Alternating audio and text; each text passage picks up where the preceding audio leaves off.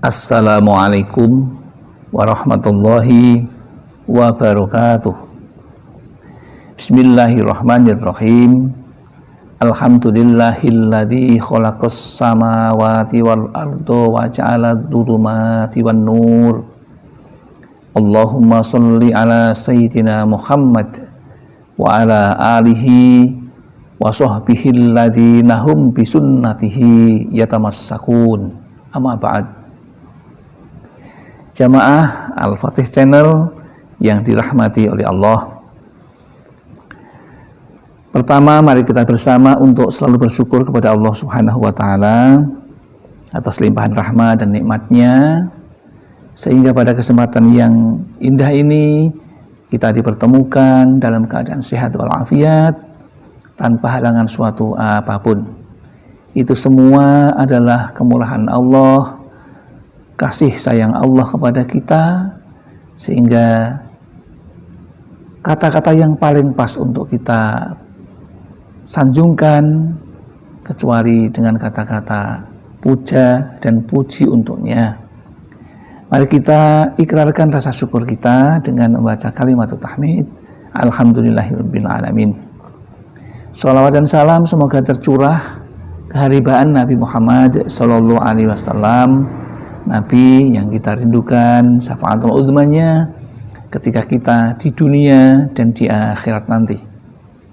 Selanjutnya izinkan kami untuk berbagi ilmu kepada saudara-saudaraku dengan harapan ilmu itu akan membawa kemanfaatan dan keberkahan di dalam hidup kita. Adapun judulnya adalah ada 10 orang yang sholatnya tidak diterima oleh Allah Subhanahu wa Ta'ala karena titik-titik. Tidak diterimanya sholat seseorang oleh Allah Subhanahu wa Ta'ala itu ada banyak faktor, dan ada 10 orang yang sholatnya tidak diterima meskipun tiap hari sudah melaksanakan, sudah melakukan kewajiban berupa sholat 5 waktu. Namun jika sholatnya itu melakukan hal-hal seperti yang ingin kami sampaikan ini, atau sholatnya dengan cara yang ingin saya sampaikan ini, maka dikatakan sholatnya tidak akan diterima oleh Allah. Disampaikan oleh Nabi Sallallahu Alaihi Wasallam,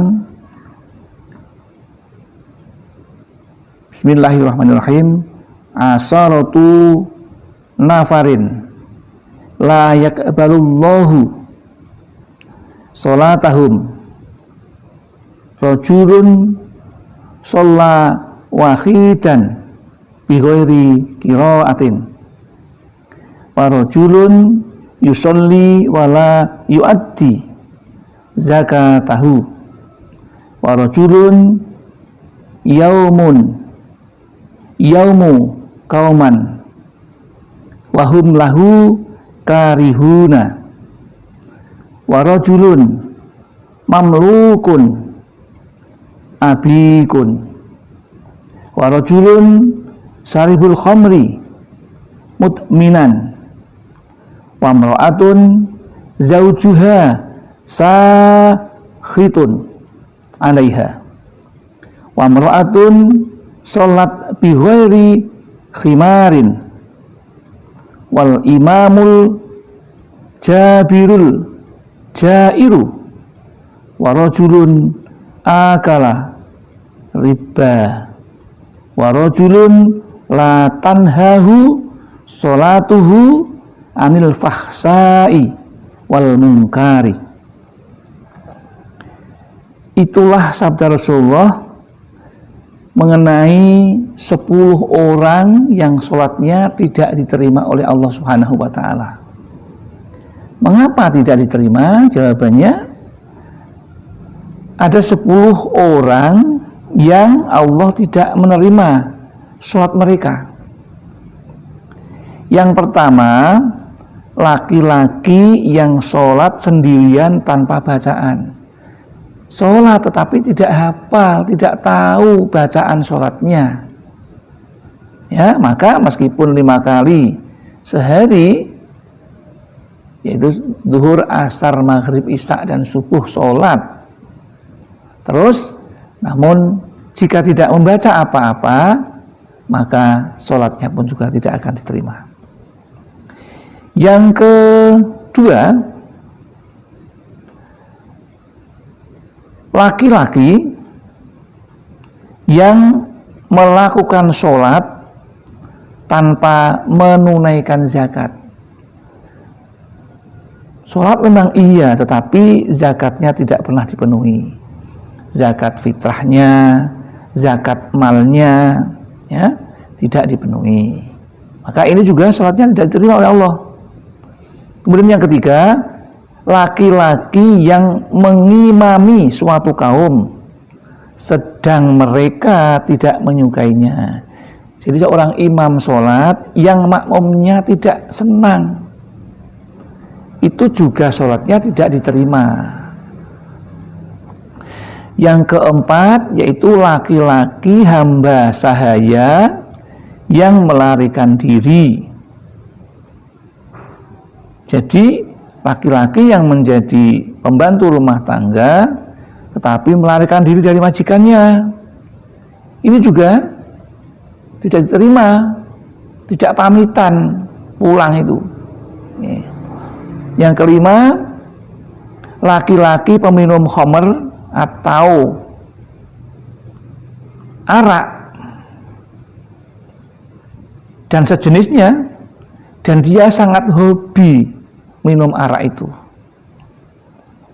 Kemudian yang keenam, sholatnya juga tidak terima, yaitu wanita yang dimurkai suaminya.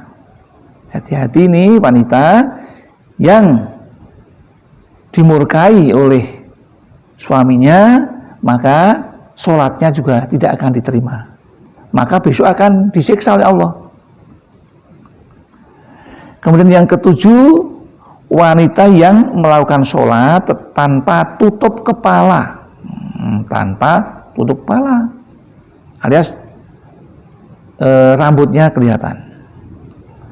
Kemudian yang ke-8, yaitu pemimpin yang sombong lagi zalim. Jadi seorang pemimpin yang sombong, ya, yang takabur, kemudian zalim atau menganiaya kepada rakyatnya, kepada yang dipimpin. Kemudian ke-9, yaitu laki-laki yang memakan riba. Ya, riba itu bunga uang, ya, meminjamkan dengan bunga uang, dan uang jasa itu, bunga uangnya itu yang menyebabkan sholatnya tidak diterima. Dan yang ke-10 adalah laki-laki yang tidak tercegah oleh sholatnya dari melakukan kekejaman, kekejian, dan kemungkaran.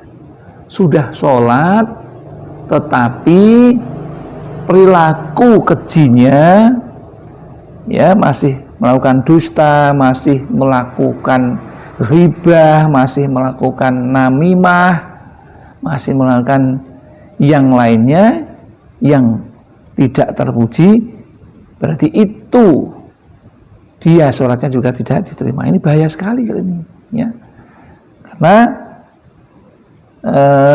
kemungkaran itu kan hal-hal yang tidak baik, tapi tetap tidak dihentikan meskipun dia setiap harinya sholat, maka sholatnya ini juga tidak akan diterima.